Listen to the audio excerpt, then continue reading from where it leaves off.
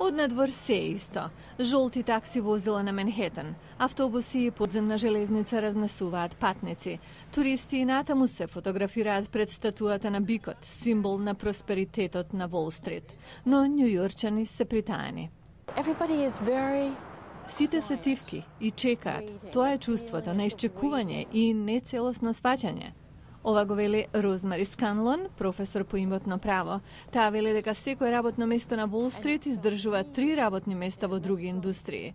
Кризата се чувствува во рестораните, вели, во градот. Таксистите и возачите на лимузини го чувствуваат ударот.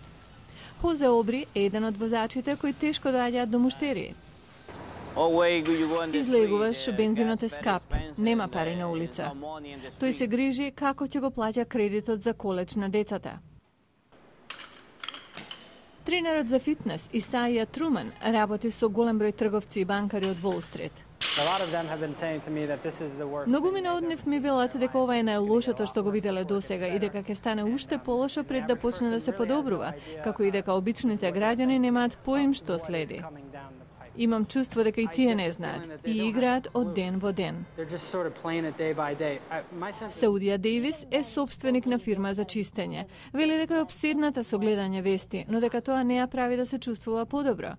Бизнисот опаѓа, муштериите и велат дека не можат веќе да плаќаат за чистење на домот.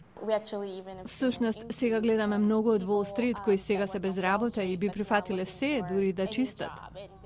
Но градските татковци ветуваат дека без оглед на тешките времења нема отстапување од приоритетот њујоршките улици да останат чисти и безбедни.